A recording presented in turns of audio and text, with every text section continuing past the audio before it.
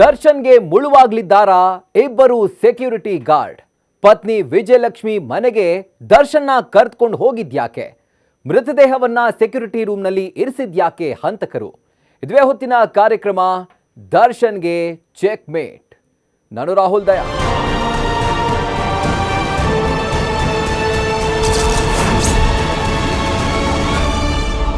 Chess ಆಟ ಆಡುವಾಗ check mate ಅಂತ ಹೇಳ್ತಾರೆ. ಅದರರ್ಥ ಎದುರಾಳಿ ಗೇಮ್ನಲ್ಲಿ ಸೋತ ಅನ್ನೋದು. ಕೊಲೆ ಕೇಸ್ನಲ್ಲಿ ಯಾರ ಗೆಲುವು ಅಲ್ಲ, ಯಾರ ಸೋಲು ಅಲ್ಲ. ಇಲ್ಲಿ ಗೆಲುವು ಆಗಬೇಕಾಗಿರೋದು ನ್ಯಾಯಕ್ಕೆ ಮಾತ್ರ. ಆದರೆ ಆರೋಪಿಗಳು ಮಾಡಿರೋ ಕೃತ್ಯಕ್ಕೆ ಸರಿಯಾದ ಸಾಕ್ಷ್ಯಗಳನ್ನು ಸಂಗ್ರಹಿಸಿದ್ರೆ ಪೊಲೀಸರು ದಕ್ಷತೆಯಿಂದ ಕೆಲಸ ಮಾಡಿದ್ದಾರೆ ಎಂದರ್ಥ. ಅಷ್ಟೇ ಅಲ್ಲ, ಆರೋಪಿಗಳು ತಗ್ಲಾಕೊಂಡ್ರು ಅಂತಾನೆ ವಿಶ್ಲೇಷಿಸಬೇಕು. ನ್ಯಾಯಾಲಯಕ್ಕೆ ಪೊಲೀಸರು ಸಲ್ಲಿಸಿರೋ ರಿಮಾಂಡ್ ಅರ್ಜಿ ಓದುತ್ತಿದ್ರೆ ಬಹುತೇಕ ನಟ ದರ್ಶನ್ಗೆ ಪೊಲೀಸರು ಚೆಕ್ ಮೇಟ್ ಅಂತ ಜೋರಾಗಿ ಕೂಗಿರೋ ರೀತಿ ಭಾಸವಾಗ್ತಿದೆ.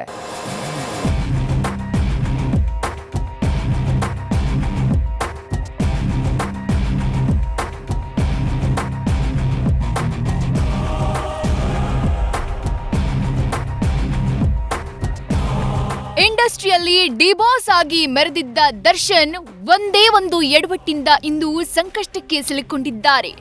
ಒಂದು ಕ್ಷಣ ಯೋಚನೆ ಮಾಡಿದಿದ್ರೆ ಇವತ್ತು ದರ್ಶನ್ ಶೂಟಿಂಗ್ ನಲ್ಲಿ ಆರಾಮಾಗಿರ್ತಾ ಇದ್ರು. ಯಾವ ವಿಚಾರದಲ್ಲಿ ಅಲರ್ಟ್ ಆಗ್ಬೇಕಿತ್ತೋ ಅದೇ ವಿಚಾರದಲ್ಲಿ ತಪ್ಪು ಮಾಡಿಬಿಟ್ಟಿದ್ರು. ಅದರ ಫಲವೇ ಇವತ್ತು ದರ್ಶನ್ ಕೊಲೆ ಆರೋಪಿಯಾಗಿ ಪೊಲೀಸರ ಮುಂದೆ ಕೈಕಟ್ಟಿ ನಿಲ್ಲುವಂತಾಗಿರೋದು.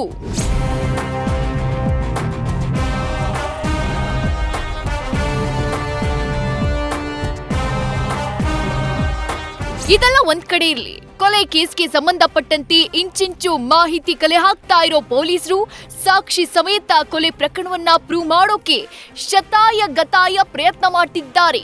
ತನಿಖೆಯ ಪ್ರಮುಖ ಅಂಶಗಳನ್ನ ಪೊಲೀಸರು ನ್ಯಾಯಾಲಯಕ್ಕೆ ಸಲ್ಲಿಸಿರುವ ರಿಮಾಂಡ್ ಅರ್ಜಿಯಲ್ಲಿ ಉಲ್ಲೇಖಿಸಿದ್ದಾರೆ.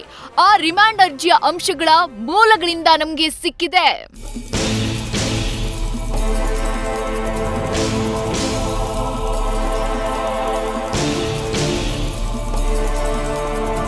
ರಿಮಾಂಡ್ ಅರ್ಜಿಯಲ್ಲಿ ದರ್ಶನ್ ಕೊಲೆ ಪ್ರಕರಣದ ಬಗ್ಗೆ ಬೆಚ್ಚಿ ಬೀಳುವ ಅಂಶಗಳು ಬಯಲಾಗಿವೆ. ಕೃತ್ಯ ನಡೆದಾಗ ಏನಾಗಿತ್ತು, ಕೃತ್ಯದ ದಿನ ಆರೋಪಿಗಳು ಧರಿಸಿದ್ದ ಬಟ್ಟೆ ಯಾವುದು, ಬಣ್ಣ ಯಾವುದು, ಏನೆಲ್ಲ ಅಂಶಗಳನ್ನ ಉಲ್ಲೇಖಿಸಲಾಗಿದೆ ಅನ್ನೋದರ ಕಂಪ್ಲೀಟ್ ಡೀಟೇಲ್ಸ್ ಒಂದೊಂದಾಗಿ ಹೇಳ್ತೀವಿ ಕೇಳಿ.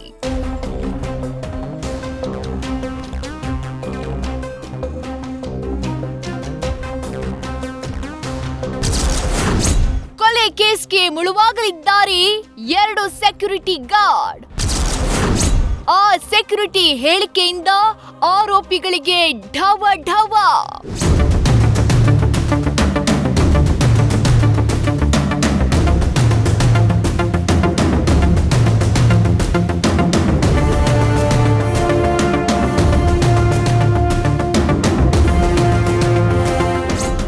ಎಸಗಿರುವ ಘನಘೋರ ಕೃತ್ಯಕ್ಕೆ ಇಲ್ಲಿ ತನಕ ಪೊಲೀಸರು ಟೆಕ್ನಿಕಲ್ ಎವಿಡೆನ್ಸ್ ಗಳನ್ನ ಮಾತ್ರ ಕಲೆ ಹಾಕಿದ್ರು ಅನ್ನೋದಷ್ಟೇ ಗೊತ್ತಾಗಿತ್ತು. ಮೊಬೈಲ್ ಫೋನ್ಗಳು, ಸಿಡಿಆರ್, ಸಿಸಿಟಿವಿಗಳ ದೃಶ್ಯ, ಡಿವಿಆರ್ ಹೀಗೆ ಈ ಕೊಲೆಗೆ ಕೇವಲ ಟೆಕ್ನಿಕಲ್ ಎವಿಡೆನ್ಸ್ ಗಳು ಮಾತ್ರ ಇದ್ವು. ಹೀಗಾಗಿ ಕೊಲೆ ಕೇಸ್ನಲ್ಲಿ ಆರೋಪ ಸಾಬೀತುಪಡಿಸಬೇಕಾದ್ರೆ ಅದಕ್ಕೆ ಐ ವಿಟ್ನೆಸ್ ತುಂಬಾ ಮುಖ್ಯ. ಯಾಕಂದ್ರೆ ಕೇವಲ ಟೆಕ್ನಿಕಲ್ ಎವಿಡೆನ್ಸ್ ಗಳಿಂದ ಒಂದು ಕೊಲೆಯನ್ನ ಸಾಬೀತುಪಡಿಸೋಕೆ ಸಾಧ್ಯವಿಲ್ಲ ಅನ್ನೋದಕ್ಕಿಂತ ಸ್ವಲ್ಪ ಕಷ್ಟ ಅಂತ ಹೇಳ್ಬೋದು. ಹೀಗಾಗಿ ರೇಣುಕಾ ಸ್ವಾಮಿ ಕೊಲೆ ಪ್ರಕರಣದಲ್ಲೂ ದರ್ಶನ್ ಅಂಡ್ ಗ್ಯಾಂಗ್ ವಿರುದ್ಧ ಐ ವಿಟ್ನೆಸ್ ಯಾವುದೂ ಇರಲಿಲ್ಲ ಅಂತಾನೆ ಹೇಳಲಾಗಿತ್ತು. ಆದ್ರೆ ತನಿಖೆ ಶುರು ಮಾಡಿದ ಪೊಲೀಸರಿಗೆ 2 ಐ ವಿಟ್ನೆಸ್ಗಳು ಸಿಕ್ಕಿವೆ. ಆ ಅಂಶವನ್ನ ತನಿಖಾಧಿಕಾರಿ ರಿಮೈಂಡ್ ಅರ್ಜಿಯಲ್ಲಿ ಉಲ್ಲೇಖ ಮಾಡಿದ್ದಾರೆ.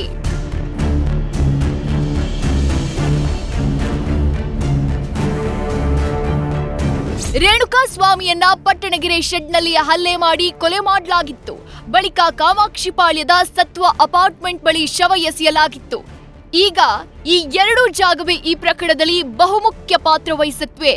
ಈ 2 ಜಾಗದಲ್ಲಿ ಕಾವಲಿಗಿದ್ದ ಸೆಕ್ಯೂರಿಟಿ ಗಾರ್ಡ್ಗಳ ಹೇಳಿಕೆ ದರ್ಶನ್ಗೆ ಕಂಟಕ ತಂದಿಡಲಿದೆ.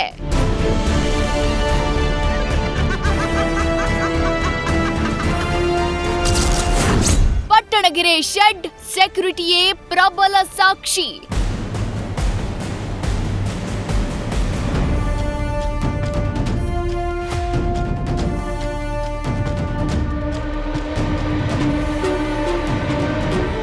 ದರ್ಶನ್ ಅಂಡ್ ಗ್ಯಾಂಗ್ ಈ ಕೇಸ್ ಮುಚ್ಚಾಕೋದಕ್ಕೆ ಥೇಟ್ ಸಿನಿಮಾ ಸ್ಟೈಲ್ನಲ್ಲಿ ಪ್ಲಾನ್ ಮಾಡಿದ್ದಾರೆ. ರೇಣುಕಾ ಸ್ವಾಮಿ ಜೀವ ಹೋಗಿದೆ ಎಂದಾಕ್ಷಣ ತಕ್ಷಣಕ್ಕೆ ಶವ ಸಾಗಿಸಿಲ್ಲ. ಬದಲಿಗೆ ಶವವನ್ನ ಹೇಗ್ ಸಾಗಿಸಬೇಕು, ಎಲ್ಲಿ ಬಿಸಾಕಬೇಕು ಅಂತೆಲ್ಲ ಪ್ಲಾನ್ ಮಾಡಿದ್ದಾರೆ. ಅದ್ಯಾವಾಗ ರೇಣುಕಾ ಸ್ವಾಮಿ ಉಸಿರು ನಿಂತು ಹೋಯ್ತು, ಈ ಪಾಪಿಗಳು ಮೃತದೇಹವನ್ನ ಅಲ್ಲೇ ಇದ್ದ ಸೆಕ್ಯೂರಿಟಿ ಗಾರ್ಡ್ ರೂಮ್ನಲ್ಲಿ ಇಟ್ಟಿದ್ರಂತೆ. ರೇಣುಕಾ ಸ್ವಾಮಿ ಕೊಲೆ ಪ್ರಕರಣದಲ್ಲಿ ದರ್ಶನ್ಗೆ ಅತಿ ದೊಡ್ಡ ಕಂಟಕವೇ ಈ ಸೆಕ್ಯೂರಿಟಿ ಗಾರ್ಡ್ ಹೇಳಿಕೆ. ಕೊಲೆ ಬಳಿಕ ಶೆಡ್ ಸೆಕ್ಯೂರಿಟಿ ನರೇಂದ್ರ ಸಿಂಗ್ ಕೊಠಡಿಯಲ್ಲಿ ಶವ ಇರಿಸಲಾಗಿತ್ತಂತೆ. ಮೃತದೇಹ ಸಾಗಿಸೋಕು ಮುನ್ನ ಈ ಸೆಕ್ಯೂರಿಟಿ ರೂಮ್ನಲ್ಲಿ ಡಿ ಟೀಮ್ ಶವ ಹಾಕಿತ್ತು. ಪೊಲೀಸರ ತನಿಖೆ ವೇಳೆ ಸೆಕ್ಯೂರಿಟಿ ರೂಮ್ನಲ್ಲಿ ರಕ್ತದ ಕಲೆಗಳು ಪತ್ತೆಯಾಗಿದ್ದು, ಸೆಕ್ಯೂರಿಟಿ ಗಾರ್ಡ್ನಿಂದ 164 ಸಿಆರ್ಪಿಸಿ ಹೇಳಿಕೆ ದಾಖಲಿಸಿಕೊಂಡಿದ್ದಾರೆ. ನರೇಂದ್ರ ಸಿಂಗ್ ನನ್ನ ಪ್ರಕರಣದ ಐ ವಿಟ್ನೆಸ್ ಮಾಡಿಕೊಂಡ ಪೊಲೀಸರು ನರೇಂದ್ರ ಸಿಂಗ್ 164 ಹೇಳಿಕೆಯನ್ನ ರೆಕಾರ್ಡ್ ಮಾಡಿಕೊಂಡಿದ್ದಾರೆ. ರಿಮಾಂಡ್ ಅರ್ಜಿಯಲ್ಲೂ ಕೋಣೆಯಲ್ಲಿ ಶವ ಎಸೆದ ಬಗ್ಗೆ ಉಲ್ಲೇಖ ಮಾಡಿದ್ದಾರೆ.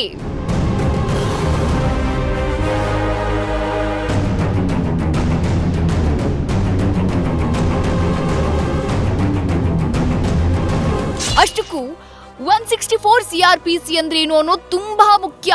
ಈ ಹೇಳಿಕೆ ನ್ಯಾಯಾಧೀಶರ ಮುಂದೆ ದಾಖಲು ಮಾಡಿಕೊಳ್ಳಲಾಗುತ್ತೆ. ಒಂದು ಬಾರಿ ಹೇಳಿಕೆ ನ್ಯಾಯಾಧೀಶರ ಮುಂದೆ ದಾಖಲಾದ್ರೆ ಮುಂದೆ ಚೇಂಜ್ ಮಾಡೋಕ್ಕಾಗೋದಿಲ್ಲ. ಹೀಗಾಗಿ ಶೆಡ್ನ ಸೆಕ್ಯೂರಿಟಿ ಗಾರ್ಡ್ ಕೊಲೆಗೆ ಸಂಪೂರ್ಣ ಮಾಹಿತಿಯನ್ನ ನ್ಯಾಯಾಧೀಶರ ಮುಂದೆ ಹೇಳಿದ್ದಾರೆ. ಹೀಗಾಗಿ ಇದು ಈ ಕೇಸ್ನ ಬಹುಮುಖ್ಯವಾದ ಅಂಶ ಅಂದ್ರೆ ತಪ್ಪಾಗೋದಿಲ್ಲ.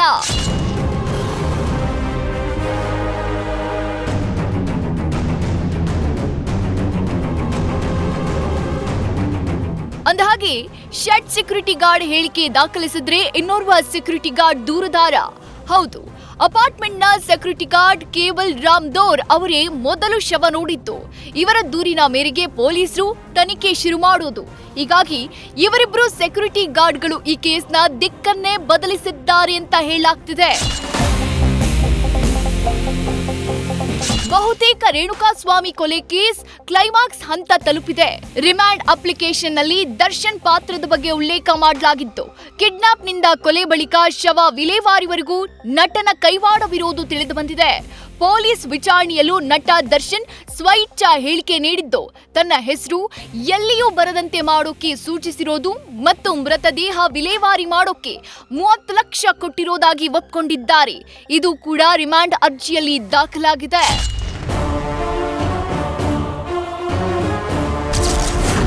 ರೇಣುಕಾ ಹತ್ಯೆ ಕೇಸ್ನಲ್ಲಿ ದರ್ಶನ್ ಬಟ್ಟೆ, ಶೂ ಸಹ ಸಾಕ್ಷಿಗಳೇ.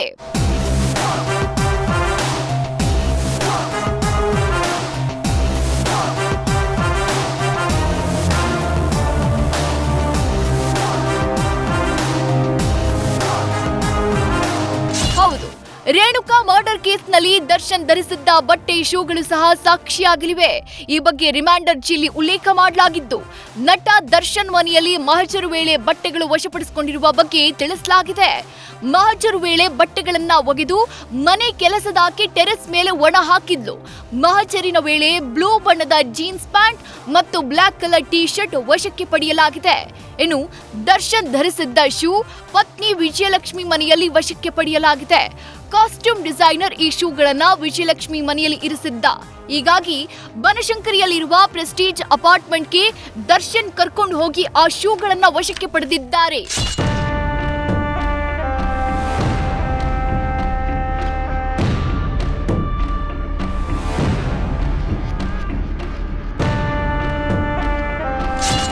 ರಾತ್ರಿ ವೇಳೆಯಾಗಿದ್ದರಿಂದ ಸೆಕ್ಯೂರಿಟಿ ಗಾರ್ಡ್ ಬಳಿ ವಿಜಯಲಕ್ಷ್ಮಿ ಶೂ ಕೊಟ್ಟಿದ್ರಂತೆ. ಆಗ ದರ್ಶನ್ ತಾನು ಧರಿಸಿದ್ದ ಶೂ ಗುರುತು ಮಾಡಿದಾಗ ನೀಲಿ ಬಣ್ಣದ ಶೂ ಅನ್ನ ಪೊಲೀಸರು ವಶಕ್ಕೆ ಪಡೆದಿದ್ದಾರೆ. ಶೂ ಸೀಸ್ ಮಾಡೋಕೆ ಹೋದ ಸಂದರ್ಭದಲ್ಲಿ ಆರೋಪಿ ದರ್ಶನ್ನ ಫ್ಲಾಟ್ ಒಳಗೆ ಕರೆದುಕೊಂಡು ಹೋಗಿಲ್ಲ, ಸೆಕ್ಯೂರಿಟಿ ಗಾರ್ಡ್ ಬಳಿಯೇ ಇರಿಸಲಾಗಿತ್ತು. ಪತ್ನಿ ವಿಜಯಲಕ್ಷ್ಮಿ ಕೂಡ ಇಲ್ಲಿಗೆ ಬಂದಿದ್ರು.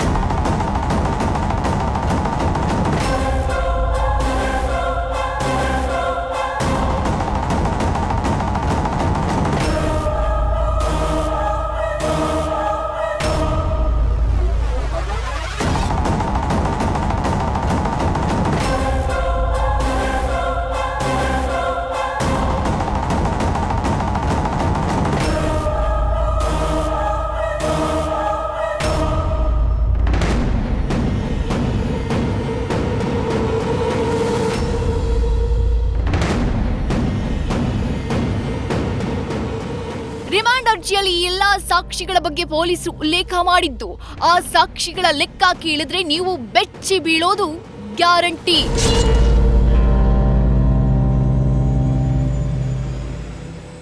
ಕೊಲೆ ಆರೋಪ ಹೊತ್ತಿರೋ ದರ್ಶನ್ಗೆ ಒಂದ್ ಕಡೆ ಸೆಕ್ಯೂರಿಟಿ ಗಾರ್ಡ್ಗಳ ಹೇಳಿಕೆ ಕಂಟಕವಾದ್ರೆ, ಇನ್ನೊಂದೆಡೆ ಅವರದೇ ಗ್ಯಾಂಗ್ ನೀಡಿದ ಹೇಳಿಕೆಗಳು ಕೂಡ ಸಂಕಷ್ಟ ತಂದೊಡ್ಡಲಿವೆ.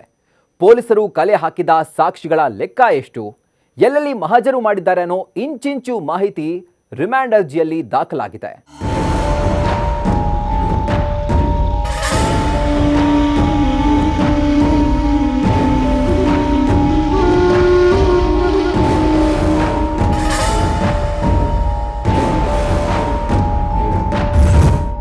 ರೇಣುಕಾಸ್ವಾಮಿ ಕೊಲೆ ಕೇಸ್ ಬಗ್ಗೆ ಪೊಲೀಸರು ತುಂಬಾ ಸೀರಿಯಸ್ ಆಗಿ ತನಿಖೆ ನಡೆಸುತ್ತಿದ್ದಾರೆ. ಹೀಗಾಗಿ ಆರೋಪಿಗಳು ತಪ್ಪಿಸಿಕೊಳ್ಳದ ರೀತಿಯಲ್ಲಿ ಕೇಸ್ಗೆ ಬೇಕಾಗುವ ಮುಖ್ಯವಾದ ಸಾಕ್ಷಿಗಳನ್ನೆಲ್ಲ ಜಾಲಾಡಿ ಕಲೆ ಹಾಕಿದ್ದಾರೆ. ಆ ಸಾಕ್ಷಿಗಳ ಲೆಕ್ಕ ಕೇಳಿದ್ರೆ ನೀವು ಬೆಚ್ಚಿ ಬೀಳ್ತೀರಾ.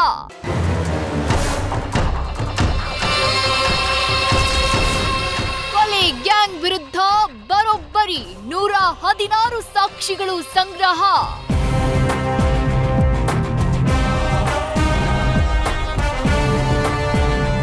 ಚಿತ್ರದುರ್ಗದ ರೇಣುಕಾಸ್ವಾಮಿ ಕಿಡ್ನಾಪ್ನಿಂದ ಹಿಡಿದು ಶೆಡ್ಗೆ ಕರ್ಕೊಂಡು ಬಂದು ಹಲ್ಲೆ ಮಾಡಿ ಕೊಲೆ ಮಾಡಿ ಬಳಿಕ ಕೊಲೆ ನಂತರ ಆರೋಪಿಗಳು ಎಲ್ಲೆಲ್ಲಿ ಹೋಗಿದ್ರು, ಏನೇನು ಮಾಡಿದ್ರು ಅನ್ನೋ ಪ್ರತಿಯೊಂದು ಮಾಹಿತಿಯನ್ನ ಪೊಲೀಸರು ಕಲೆ ಹಾಕಿದ್ದಾರೆ.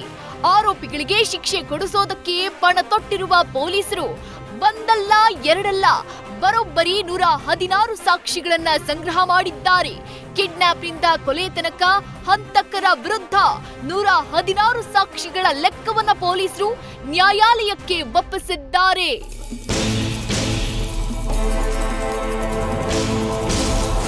ಕಾರು, ಬಟ್ಟೆ, ಸಿಸಿಟಿವಿ, ರಿಮ್ಯಾಂಡ್ ಅರ್ಜಿಯಲ್ಲಿರುವ ಸಾಕ್ಷಿಗಳು ಯಾವ್ಯಾವು?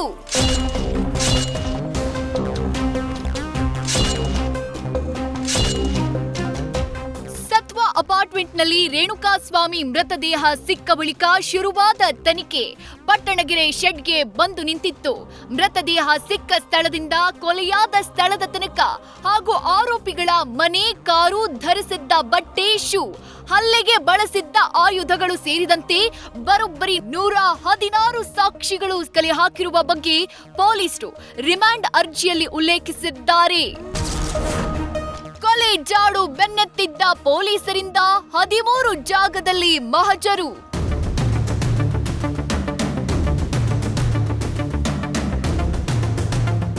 ರೇಣುಕಾಸ್ವಾಮಿ ಕೊಲೆ ಜಾಡು ಹಿಡಿದು ಆರೋಪಿಗಳ ಪತ್ತೆಗೆ ಮುಂದಾದ ಪೊಲೀಸರು ಬರೋಬ್ಬರಿ 13 ಜಾಗದಲ್ಲಿ ಮಹಜರು ಮಾಡಿರುವುದಾಗಿ ರಿಮ್ಯಾಂಡ್ ಅರ್ಜಿಯಲ್ಲಿ ಉಲ್ಲೇಖಿಸಿದ್ದಾರೆ.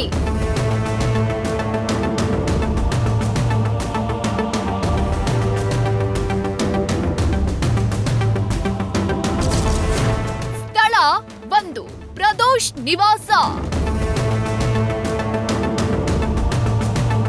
ಗಿರಿನಗರದಲ್ಲಿರುವ ಪ್ರದೋಷ್ ನಿವಾಸದಲ್ಲಿ ಮಹಜರು ನಡೆಸಿರುವ ಪೊಲೀಸರು ಇದೇ ಜಾಗದಲ್ಲಿ ದರ್ಶನ್ ಪ್ರದೋಷ್ಗೆ 30 ಲಕ್ಷ ಹಣ ಕೊಟ್ಟಿರುವುದಾಗಿ ಉಲ್ಲೇಖಿಸಿದ್ದಾರೆ. ಈ ಜಾಗದಲ್ಲಿ ಮಹಜರು ನಡೆಸಿ ಮನೆಯಲ್ಲಿದ್ದ 30 ಲಕ್ಷ ಹಣ ಮತ್ತು ಸಿಸಿಟಿವಿ ದೃಶ್ಯಗಳನ್ನು ವಶಕ್ಕೆ ಪಡೆದಿರುವುದಾಗಿ ತಿಳಿದು ಬಂದಿದೆ. ಸ್ಥಳ 2 ಸತ್ವ ಅಪಾರ್ಟ್ಮೆಂಟ್.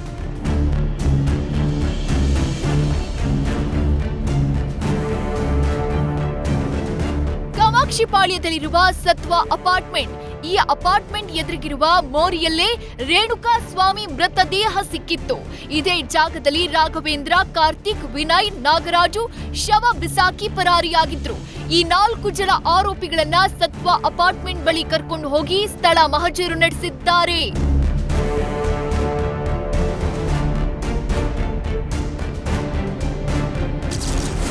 ಸ್ಥಳ 3 ಪಟ್ಟಣಗೆರೆ ಶೆಡ್.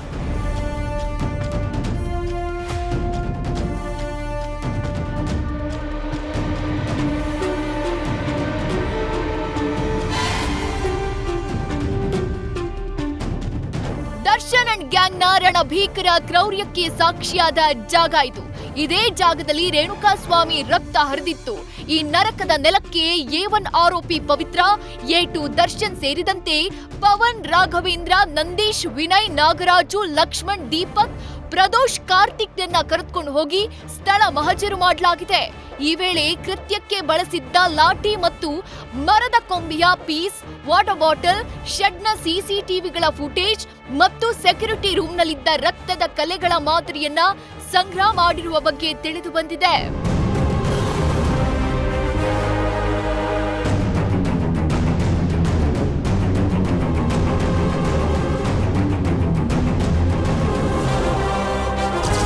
ಸ್ಥಳ 4 ideal homes E cross. Ideal homes E cross ಈ ಜಾಗದಲ್ಲಿ ಕೃತ್ಯಕ್ಕೆ ಬಳಸಿದ್ದ ಸ್ಕಾರ್ಪಿಯೋ ವಾಹನ ನಿಲ್ಲಿಸಲಾಗಿತ್ತು. A1 ನಾಗರಾಜ್ನಿಂದ ಸ್ಥಳ ಮಹಜರು ಮಾಡಿ KA 03MU 8821 ನಂಬರ್ನ ಸ್ಕಾರ್ಪಿಯೋ ಕಾರು ವಶಕ್ಕೆ ಪಡೆಯಲಾಗಿತ್ತು. ಈ ಸ್ಕಾರ್ಪಿಯೋ ಕಾರಿನ ಹಿಂಬದಿ ಸೀಟ್ನಲ್ಲಿ ರಕ್ತದ ಕಲೆ ಪತ್ತೆಯಾಗಿರುವ ಬಗ್ಗೆ ಮಾಹಿತಿ ಸಿಕ್ಕಿದೆ. ಸ್ಥಳ 5 ಚಿತ್ರದುರ್ಗ. ರೇಣುಕಾಸ್ವಾಮಿ ಕೊಲೆ ಕೇಸ್ನ ಅತ್ಯಂತ ಪ್ರಮುಖ ಜಾಗ ಚಿತ್ರದುರ್ಗ. ಇದೇ ಚಿತ್ರದುರ್ಗದಿಂದ ರೇಣುಕಾಸ್ವಾಮಿಯನ್ನ ಕಿಡ್ನಾಪ್ ಮಾಡಿ ಬೆಂಗಳೂರಿಗೆ ಕರೆದುಕೊಂಡು ಬರಲಾಗಿತ್ತು. ಹೀಗಾಗಿ ಪೊಲೀಸರು ಇಲ್ಲೂ ಸ್ಥಳ ಮಹಜರು ನಡೆಸಿದ್ದಾರೆ. ಜಗದೀಶ್, ರವಿ, ಅನುಕುಮಾರ್ ನಿವಾಸದಲ್ಲಿ ಮಹಜರು ಮಾಡಿ ಮೃತ ರೇಣುಕಾಸ್ವಾಮಿಯ ಚಿನ್ನದ ಸರ, ಉಂಗುರ, ವಾಚ್ ವಶಕ್ಕೆ ಪಡೆದಿದ್ದಾರೆ. ಚಿತ್ರದುರ್ಗ ಬೆಂಗಳೂರು ಮಾರ್ಗದ ಟೋಲ್ಗಳಲ್ಲಿ ಮಹಜರು ನಡೆಸಿ ಸಿಸಿಟಿವಿ ಫುಟೇಜ್ಗಳನ್ನು ಸಹ ಸಂಗ್ರಹ ಮಾಡಲಾಗಿದೆ. ಸ್ಥಳ 6 ಸುಮ್ಮನಹಳ್ಳಿ ಮೋರಿ ಬಳಿ. ಕೊಲೆ ನಡೆದ ಬಳಿಕ ಪ್ರದೋಷ್ ಮೃತ ರೇಣುಕಾಸ್ವಾಮಿ ಮತ್ತು ಆರೋಪಿ ರಾಘವೇಂದ್ರನ ಮೊಬೈಲ್ನ ಈ ಮೋರಿಗೆ ಎಸೆದಿದ್ದ. ಹೀಗಾಗಿ ಪ್ರದೋಷ್ನನ್ನ ಸುಮ್ಮನಹಳ್ಳಿ ಮೋರಿ ಬಳಿ ಕರ್ಕೊಂಡು ಹೋಗಿ ಮಹಜರು ಮಾಡಲಾಗಿದೆ. ಸ್ಥಳ 7 ಐಡಿಯಲ್ ಹೋಮ್ಸ್.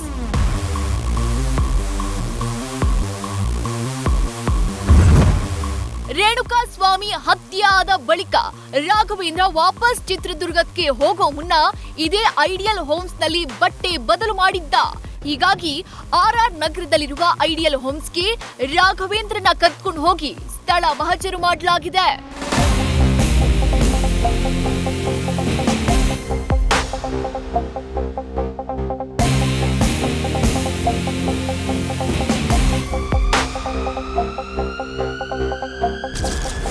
ಸ್ಥಳ 8 ಟ್ರೋಬೋ ಹೋಟೆಲ್.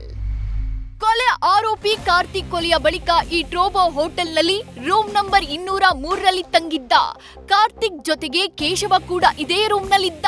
ಹೀಗಾಗಿ ಕಾರ್ತಿಕ್ನನ್ನ ಟ್ರೋಬೋ ಹೋಟೆಲ್ಗೆ ಕರೆದೊಯ್ದು ಕೃತ್ಯದ ವೇಳೆ ಕಾರ್ತಿಕ್ ಧರಿಸಿದ್ದ ಬಟ್ಟೆಗಳನ್ನ ವಶಕ್ಕೆ ಪಡೆದಿದ್ದಾರೆ.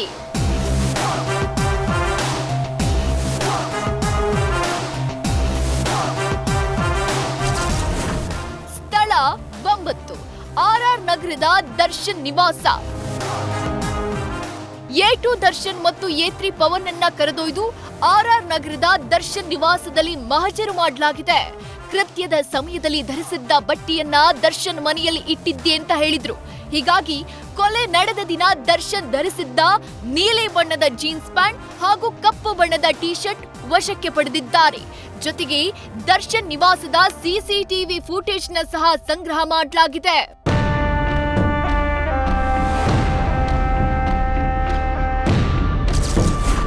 ಸ್ಥಳ 10 ವಿಜಯಲಕ್ಷ್ಮಿ ನಿವಾಸ. ಕೊಲೆಯ ದಿನ ದರ್ಶನ್ ಧರಿಸಿದ್ದ ಶೂಗಳನ್ನ ಕಾಸ್ಟ್ಯೂಮ್ ಡಿಸೈನರ್ ವಿಜಯಲಕ್ಷ್ಮಿ ಮನೆಗೆ ಕಳಿಸಿದ್ದ. ಹೀಗಾಗಿ ದರ್ಶನ್ನ ಇಲ್ಲಿಗೂ ಕರೆದುಕೊಂಡು ಬಂದು ಹತ್ಯೆ ದಿನ ಧರಿಸಿದ್ದ ನೀಲಿ ಬಣ್ಣದ ಶೂ ಅನ್ನ ವಶಕ್ಕೆ ಪಡೆದಿರೋ ಬಗ್ಗೆ ಉಲ್ಲೇಖ ಮಾಡಲಾಗಿದೆ.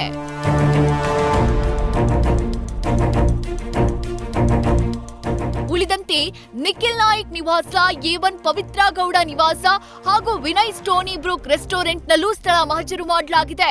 ಪವಿತ್ರ ಗೌಡ ಧರಿಸಿದ್ದ ಬಟ್ಟೆ, ಚಪ್ಪಲಿ ಮತ್ತು ಸ್ಟೋನಿ ಬ್ರೂಕ್ ಸಿಸಿಟಿವಿ ಫುಟೇಜ್ಗಳನ್ನು ವಶಕ್ಕೆ ಪಡೆದಿರುವ ಬಗ್ಗೆ ರಿಮಾಂಡ್ ಅರ್ಜಿಯಲ್ಲಿ ದಾಖಲು ಮಾಡಲಾಗಿದೆ.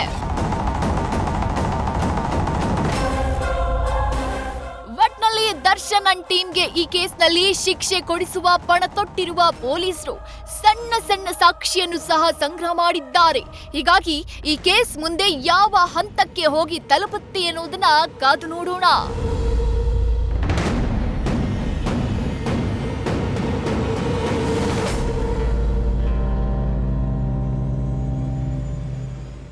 ಕೊಲೆ ಕೇಸ್ನಲ್ಲಿ ಮುಗಿತು ಅಂತ ಕುಳಿತುಕೊಳ್ಳೋಕ್ಕಾಗೋದಿಲ್ಲ. ಪೊಲೀಸರ ಮುಖ್ಯ ಧ್ಯೇಯ ಆರೋಪಿಗಳಿಗೆ ಶಿಕ್ಷೆ ಕೊಡಿಸೋದೇ ಆಗಿರುತ್ತೆ. ಹಾಗಾಗಿ ದರ್ಶನ್ ಕೊಲೆ ಕೇಸ್ ಪೊಲೀಸ್ ಕಸ್ಟಡಿ ಮುಗಿಯುವ ಮೂಲಕ ಮುಗಿಯೋದಿಲ್ಲ.